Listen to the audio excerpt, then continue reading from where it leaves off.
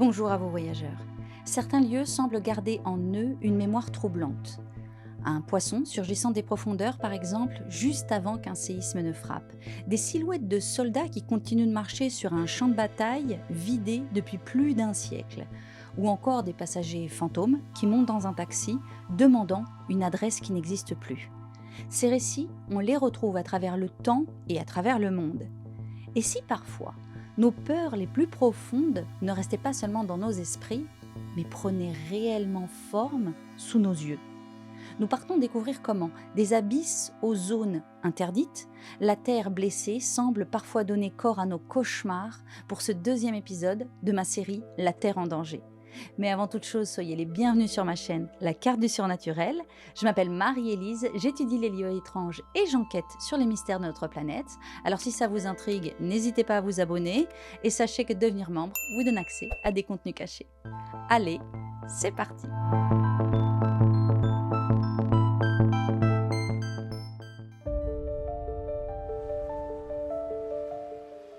Au large de la ville de Ofunato, sur la côte nord-est du Japon, Takeshi pêche.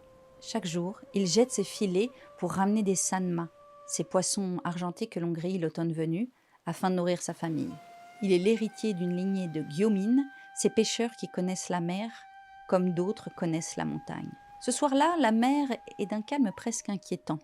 Le soleil décline, les vagues sont lisses comme du verre. Takeshi, seul sur sa barque, s'apprête à rentrer, quand soudain, quelque chose attire son attention. Une forme immense, argentée, se déroule sous la surface. Un corps si long qu'il semble sans fin, ondulant comme un serpent venu des abysses. Il prononce pour lui-même « Ryogu no Tsukai », le messager du palais du dragon. Takeshi n'est pas rassuré. Il connaît pourtant bien les poissons de cette mer familière, mais cette apparition le glace. Car l'orfiche n'est jamais bon signe. Il est l'annonciateur de catastrophes à venir. Dans les villages côtiers du Japon, chaque apparition d'orfiche est perçue comme un avertissement. Ces créatures surgissent rarement en surface, et quand elles le font, c'est toujours un événement marquant que l'on raconte de génération en génération.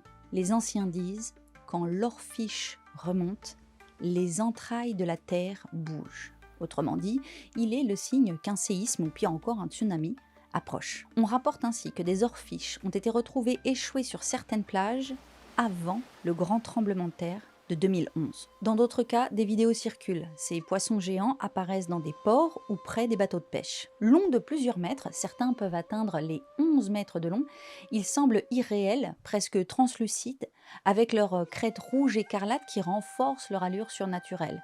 C'est un des plus grands serpents osseux qui existent. Leur nom japonais, Ryogu no Tsukai, signifie l'envoyé du palais dragon. Dans la mythologie japonaise, le palais du dragon, ou Ryugu-jo, est une demeure sous-marine où vivent les kami de l'océan, ces divinités qui veillent sur la mer. On raconte que son maître est le dieu dragon Ryujin, capable de contrôler les marées et les tempêtes. Alors, ce palais, il est décrit comme un lieu magnifique aux murs faits de coraux et aux jardins marins infinis. Mais il est aussi un monde inaccessible aux humains. L'orfiche est donc vu comme un messager qui sort des abysses pour prévenir les humains d'un bouleversement à venir. On l'appelle parfois Regalek en français ou encore Silkung en suédois, qui veut dire le roi hareng, de par sa ressemblance avec cette espèce. Mars 2010, préfecture de Toyama, au Japon.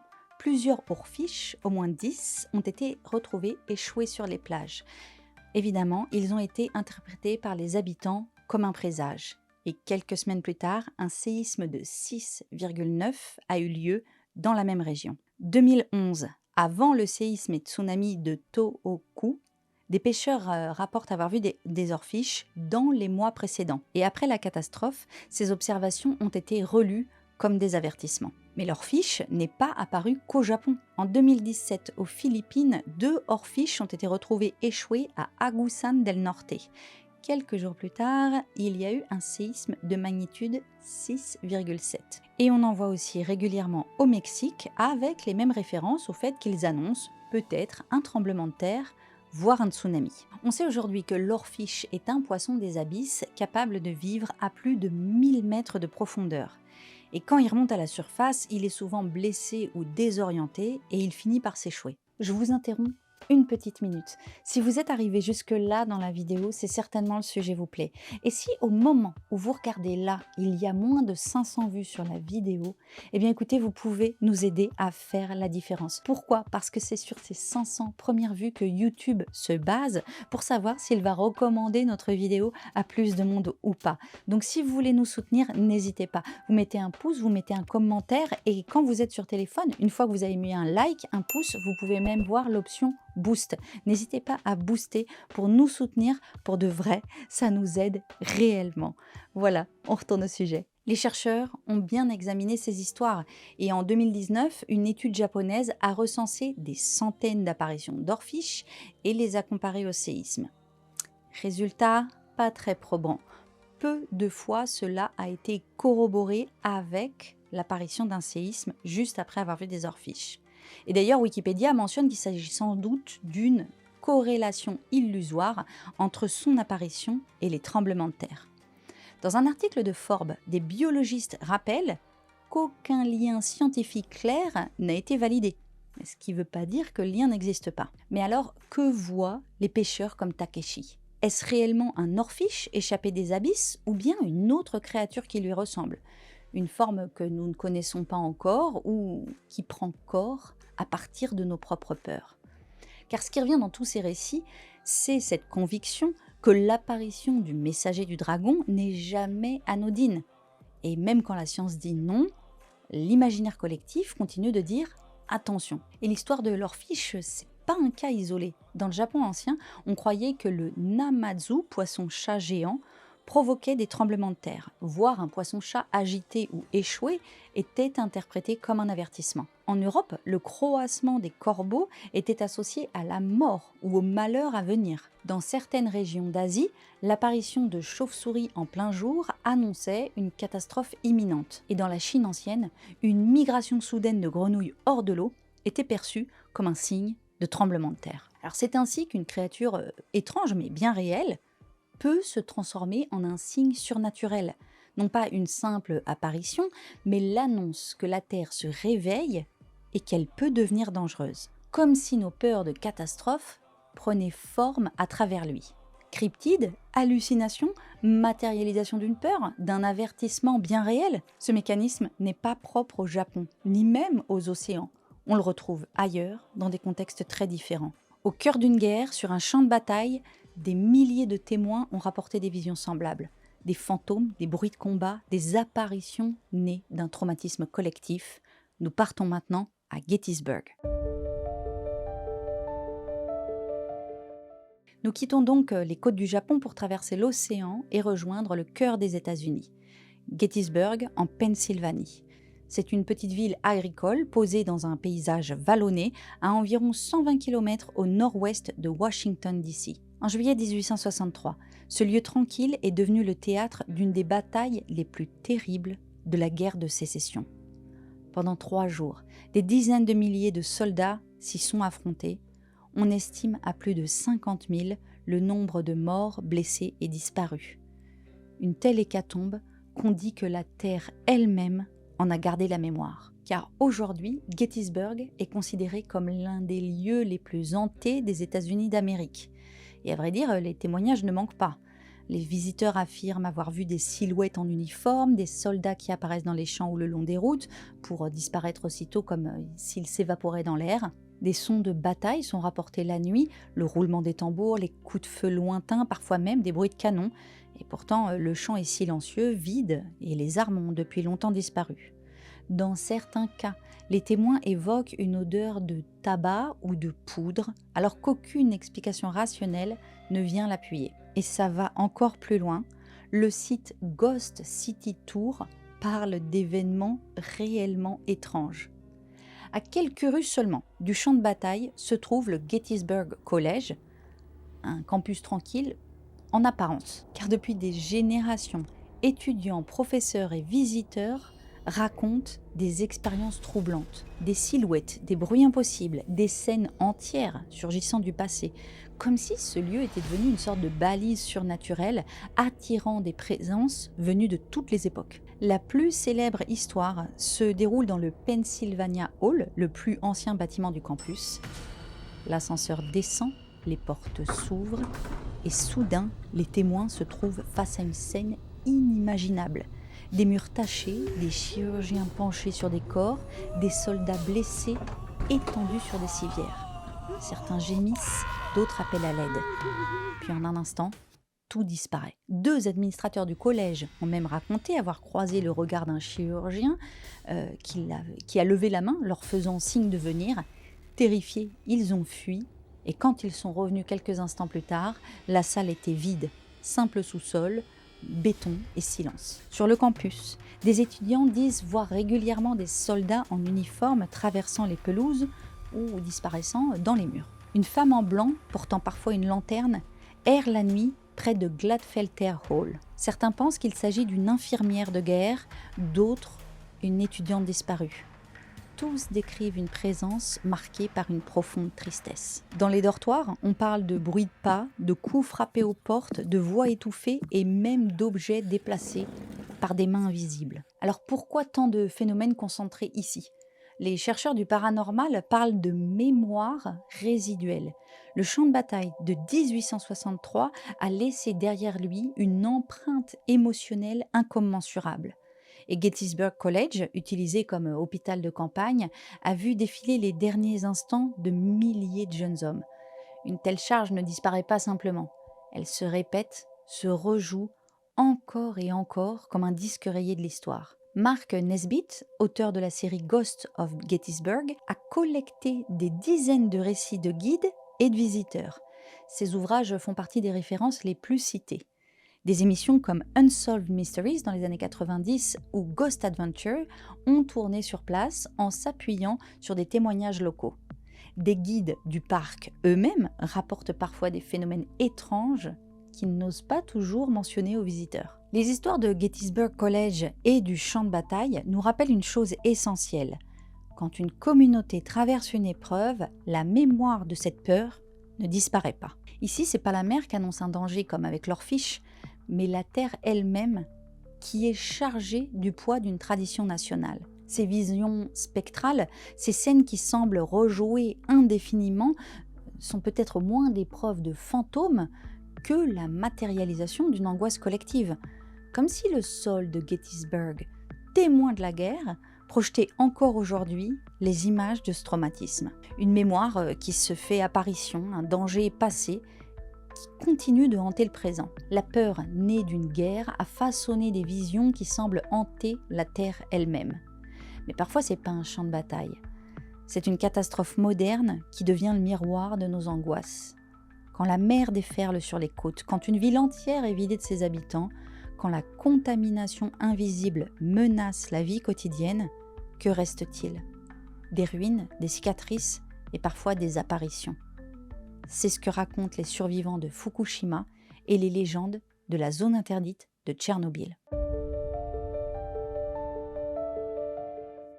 En 2011, après le tsunami qui a frappé la région de Tohoku au Japon, lié à la catastrophe de Fukushima, les habitants ont commencé à raconter des histoires étranges. Des chauffeurs de taxi disent prendre en charge des passagers qui disparaissent soudainement à l'arrière du véhicule. D'autres affirment avoir vu des silhouettes des proches disparus, marchant encore dans les rues dévastées. Ces récits ont été si nombreux qu'ils ont inspiré un livre, Ghosts of the Tsunami, qui recueille les témoignages des survivants et de médiums appelés pour apaiser ces esprits errants. Car après la catastrophe, la région de Tohoku est rapidement devenue surpeuplée de fantômes. Les récits d'apparitions se multipliaient. Pour certains, c'était inévitable. Le tsunami avait emporté tant de vies brutalement, sans leur laisser le temps de se détacher de ce monde. Les histoires se faisaient nombreuses. On racontait qu'une femme disparue venait encore rendre visite à ses amis dans leur logement temporaire, qu'elle s'asseyait pour partager une tasse de thé et qu'une trace d'humidité restait sur le coussin où elle s'était posée. Comme je l'ai évoqué, les chauffeurs de taxi parlaient de passagers mystérieux, un homme qui donnait une adresse, une maison détruite, avant de disparaître en plein trajet, la banquette arrière soudainement vide.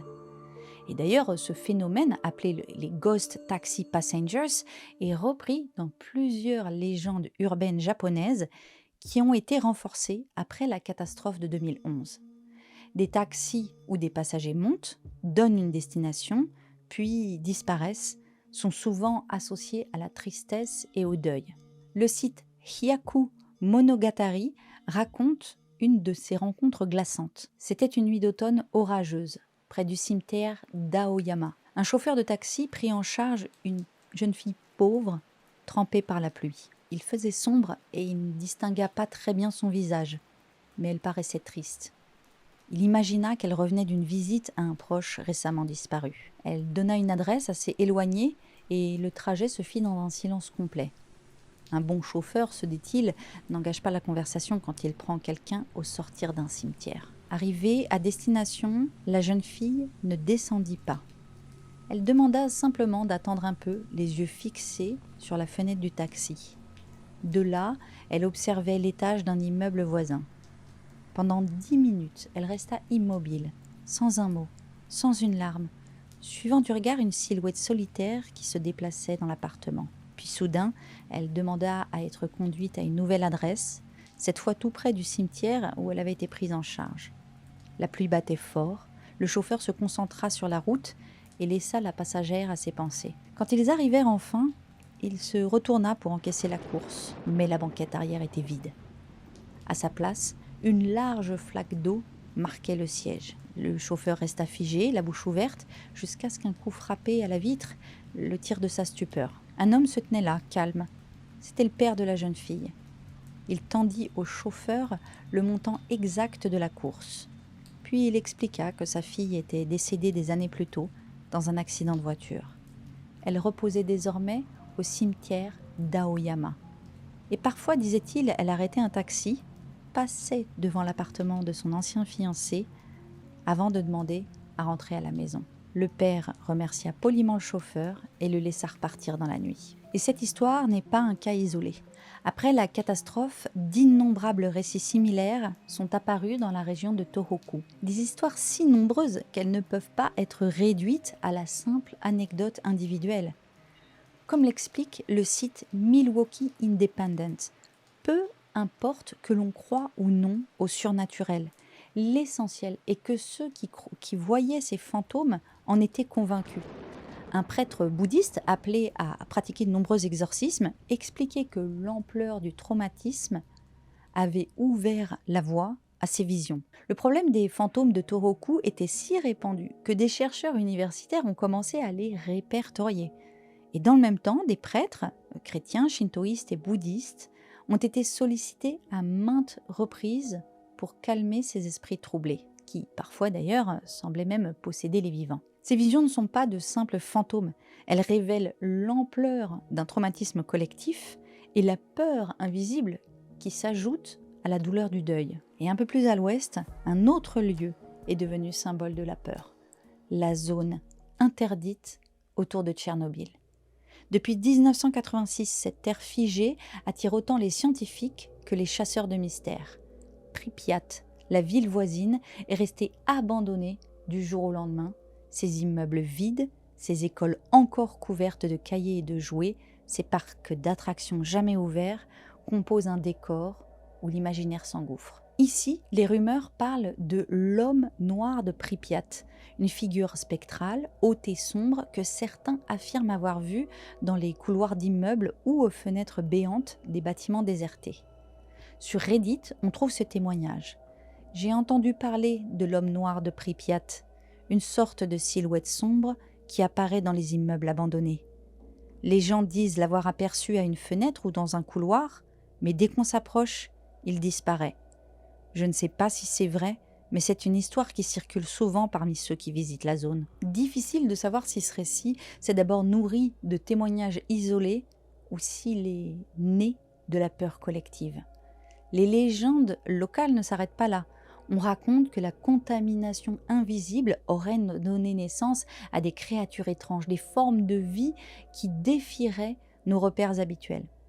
Des visiteurs parlent de silhouettes animales difformes, d'oiseaux trop grands ou de chiens aux comportements anormaux rôdant dans les rues désertes. Certaines descriptions étranges parlent d'une créature mi-homme, mi-oiseau, mais sans tête, seulement un long cou. Son envergure aurait avoisiné les 6 mètres et ceux qui se trouvaient assez proches affirment avoir vu des yeux rouges flamboyants. Un récit qui rappelle fortement le Mothman américain. Peu après ces apparitions, plusieurs témoins ont raconté avoir souffert de maux de tête, de cauchemars récurrents et même de coups de téléphone étranges et menaçants où personne ne semblait se trouver à l'autre bout du fil. Le simple fait d'apercevoir cette créature, même l'espace d'un instant, semblait laisser des effets durables bien au-delà de la vision elle-même. Les témoignages du Blackbird de Tchernobyl viennent ainsi renforcer une théorie souvent évoquée à propos du Mothman. Ces êtres ne seraient pas forcément mauvais ou maléfiques, mais plutôt des présages de désastres à venir. Beaucoup pensent que donc le Mothman et l'oiseau noir de Tchernobyl seraient des messagers du malheur, au même titre que la Banshee l'était dans les sociétés celtiques. La science, elle, nuance. Les chercheurs qui étudient la faune et la flore de la zone d'exclusion observent bien des modifications.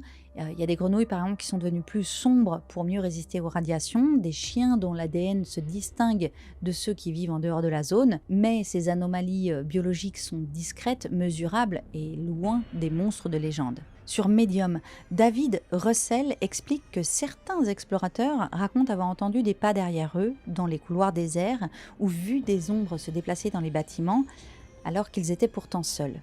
D'autres disent ressentir une présence écrasante comme si la ville refusait de se faire oublier. Est-il possible que ces ombres et cette figure sombre soient plus qu'une légende urbaine ? Qu'elle soit l'incarnation de la peur diffuse qui plane encore sur ces lieux contaminés, une peur si profonde qu'elle semble se matérialiser devant témoins. Pour l'imaginaire collectif, ces anomalies suffisent. Elles deviennent la preuve tangible que la vie elle-même se transforme sous l'effet d'un danger invisible. Un danger qui ne fait pas de bruit, qui ne se voit pas et qui, précisément pour cela, nourrit les cauchemars. Ces phénomènes étranges suivent tous un même fil rouge. Nos peurs collectives deviennent visibles, comme projetées dans le monde qui nous entoure. Avec l'Orefish, la Terre elle-même semblait délivrer un avertissement. Ce poisson des profondeurs devenait pour les pêcheurs le signe d'une catastrophe imminente. Une peur ancestrale, celle des tremblements de terre et des tsunamis, mais qui se matérialise à travers une créature bien réelle qui, elle, est chargée d'un pouvoir symbolique. À Gettysburg, ce n'était plus la mer mais la terre, un sol marqué par la guerre, saturé de douleur et de mémoire, qui renvoie encore aujourd'hui des visions spectrales, des soldats, des bruits de bataille, des scènes qui se rejouent sans fin. Là encore, ce ne sont peut-être pas des fantômes, mais la matérialisation d'un traumatisme collectif. Puis, dans notre époque moderne, ce sont les catastrophes invisibles qui engendrent leurs propres apparitions. À Fukushima, des passagers fantômes montent dans les taxis, des silhouettes apparaissent dans les rues désertées. À Tchernobyl, les légendes qui entourent l'homme noir de Pripyat ou l'étrange oiseau noir montrent la peur de la contamination comme si elle donnait vie à des créatures sorties de l'ombre. Et même les mutations réelles observées chez les grenouilles et les chiens deviennent, pour l'imaginaire collectif, la preuve que la vie elle-même est menacée, déformée par une force invisible. Et c'est peut-être là le point commun de toutes ces histoires. Peu importe qu'il s'agisse d'un poisson abyssal, de spectres de soldats ou d'ombres inquiétantes dans une ville interdite. Dans chacun de ces cas, nos peurs les plus profondes trouvent une forme. Elles se glissent dans le réel et elles se projettent dans notre environnement. La nature, la mémoire des lieux ou la contamination invisible deviennent le miroir de nos angoisses.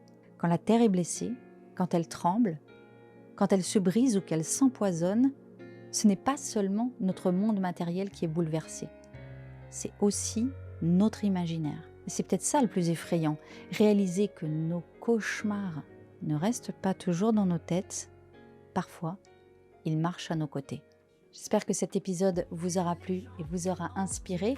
Je vais vous laisser ici et là, comme d'habitude, des playlists pour continuer d'enquêter avec moi sur les mystères de notre planète. D'ici à la prochaine, portez-vous bien et moi je vous dis ciao. Gladfelter, Gladfelter, Gladfelter, Gladfelter. Une grosse marque. Adios.